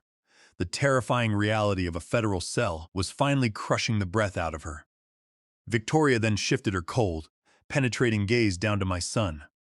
"Tyler Stone, while you were an unwitting pawn in their corporate espionage scheme, your individual actions remain highly illegal. The state of Illinois is officially charging you with grand theft auto and the fraudulent forgery of a legal vehicle title. Furthermore, the federal government is indicting you for conspiracy to commit international wire fraud, stemming directly from your attempt to transfer the proceeds of that stolen vehicle into a Swiss bank account. You willfully engaged in the theft of an estate asset, and you will answer to those charges in a federal court. Special Agent Miller reached to his tactical belt and produced a heavy pair of steel handcuffs. The sharp, metallic ratcheting sound echoed loudly through the room as he securely fastened Tyler's wrists behind his back. Miller hauled my son to his feet. Tyler could not even look at me. But as Agent Miller pushed him toward the door, Tyler suddenly wrenched his body sideways, throwing his weight against the agent's grip. He lost his balance, crashing heavily onto his knees. Scrambling across the polished hardwood floor, dragging his handcuffed wrists behind his back, he buried his face against my leg. He clamped his arms around my knees, his tears soaking into my trousers. "Dad, please," Tyler begged, his voice cracking into a high, desperate whine. "You have to stop them. Tell them this is a mistake. I was manipulated. Chloe and Wesley used me. They twisted my mind. I never wanted to hurt you or Mom. You know me, Dad. I am your son. I am your blood. Please do not let them take me to a federal prison. I will do anything you want. I will divorce Chloe tomorrow. Just make a phone call and tell them to drop the charges. Please, Dad. I am your blood." I stood perfectly still, looking down at the broken, weeping man clutching my legs. I did not feel a single ounce of paternal warmth. The man sobbing at my feet was a complete stranger. I thought about the 38 years I had spent grooming him, educating him, and paving a golden road for his future. I thought about Eleanor and the endless reserves of love and patience she had poured into his upbringing. And in return, he had treated his mother's death as a financial opportunity, and my grief as a weakness to be exploited. I slowly reached my right hand deep into the inner pocket of my suit jacket. My fingers closed around a cold, jagged piece of metal. I withdrew my hand and held the object up into the harsh light of the crystal chandelier. It was a single silver key attached to a vintage leather fob bearing the classic emblem of a Corvette. Tyler stopped crying, his red, swollen eyes locked onto the dangling key. "You thought you could erase her memory to fund your corporate treason," I said, my voice dropping to a low, glacial whisper. "You thought you could sell your mother's masterpiece just to secure a Swiss shell company. But you failed, Tyler. You failed at business. You failed at marriage. And you failed at being a son. Eleanor's legacy is resting safely in my private garage. It is perfectly secure, exactly where it belongs. Dad," he whispered again, the words sounding hollow. "I raised a son for 38 years, I said, my words deliberately slow. I raised a boy who I believed possessed honor and integrity, but the man crying on my floor right now is just a thief. You are a weak, greedy parasite who tried to bankrupt his own family. My son died of a heart attack the exact same day his mother did. You are absolutely nothing to me." I took a deliberate step backward, breaking Tyler's grip. Special Agent Miller grabbed him by the collar, hauling him to his feet. There was no more hesitation. Miller marched him out of the living room, followed by the other agents dragging Wesley and Chloe. The heavy oak front doors closed with a resounding thud. The lock engaged, and the estate was finally quiet. 6 months have passed since that night. Faced with a mountain of irrefutable digital evidence, Tyler accepted a plea deal, surrendering his tailored suits for a prison uniform. He was sentenced to 5 years in a state correctional facility. I did not attend the hearing. The federal trials for Chloe and Wesley were significantly more theatrical. The moment prosecutors presented the offshore banking records and the surveillance footage, their alliance shattered. They turned on each other, Chloe claiming she was a victim of manipulation and Wesley producing text messages detailing her relentless greed. The judge was unmoved. They were both handed 10-year sentences in a federal penitentiary. I turned my absolute attention back to Stone Freight Systems. I initiated a ruthless, comprehensive purge of the corporate board, firing every director who had enabled Wesley. To fill the leadership void, I promoted the loyal, hard-working shift supervisors and logistics coordinators, who had dedicated decades of their lives to the actual labor that built our company. As for the $350,000 recovered from the Swiss accounts, I established the Eleanor Stone Cardiovascular Research Foundation, dedicating the entire sum to funding medical grants for the study of sudden heart failure. This evening, the sky above Chicago is a brilliant canvas of purple and orange. I walked slowly past the rows of machinery in my private garage until I reached the far corner. The 1967 Corvette Stingray sits perfectly still, its red paint gleaming. I pull the silver key from my pocket, slide into the vintage leather seat, and turn the ignition. The V8 engine roars to life, a deep, powerful thunder that warms the very foundation of the garage. It is a perfect machine, built by a perfect woman. I shift the transmission into gear, pull out of the driveway, and drive forward into the horizon, knowing Eleanor's legacy is protected.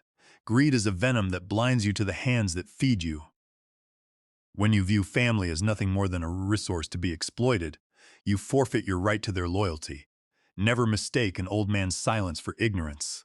And never underestimate a parent's willingness to burn his own house down to keep the rats out.